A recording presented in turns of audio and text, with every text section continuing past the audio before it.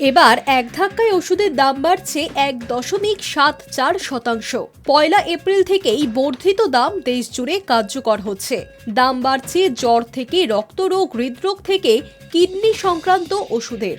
ওয়াকিবহল মহল বলছে এমনিতেই ওষুধের দাম মধ্যবিত্তের নাগালের বাইরে চলে যাচ্ছে। আর এই পরিস্থিতিতে এক ধাক্কায় 784টি ওষুধের পাইকারি বাজারে দাম বৃদ্ধির ফলে চিকিৎসা ব্যবস্থা দেশের গরিব ও মধ্যবিত্তদের নাগালের আরও বাইরে বেরিয়ে গেল।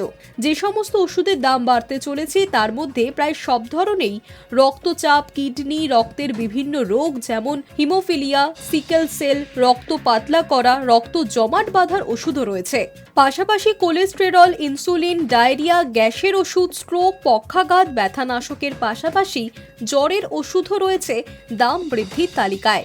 এ প্রসঙ্গে বলে রাখা দরকার, ওষুধের স্ট্রিপ বা পাতা নয়, প্রত্যেকটি ট্যাবলেট অথবা ক্যাপসুলের দাম বৃদ্ধি হবে।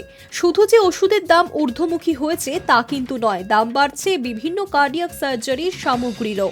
যে 748টি ওষুধের দাম বাড়ল, সেক্ষেত্রে কেন্দ্রীয় ওষুধের দাম নিয়ন্ত্রক সংস্থা বা সেন্ট্রাল ড্রাগ প্রাইস কন্ট্রোল কোনো হস্তক্ষেপ করতে পারবে না। ওষুধের দাম বৃদ্ধির বিরোধিতা করেছে West Bengal chemist and druggist অ্যাসোসিয়েশনের সংগঠনের তরফে শঙ্খ রায়চৌধুরী। তিনি জানিয়েছেন, মধ্যবিত্তের স্বার্থে এনপিপি এর সিদ্ধান্ত পুনর্বিবেচনা করতে হবে।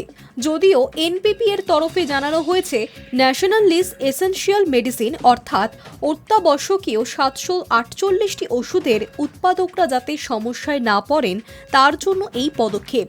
এক বিজ্ঞপ্তিতে এনপিপিএ জানিয়ে দিয়েছে, সর্বোচ্চ খুচরো মূল্য অর্থাৎ ম্যাক্সিমাম রিটেল প্রাইসের ঊর্ধ্বসীমা ঠিক করে দেওয়া হয়েছে। ফলে 1.74% দাম বৃদ্ধির ক্ষেত্রে কেন্দ্রের থেকে আলাদা করে অনুমতি নিতে হবে না।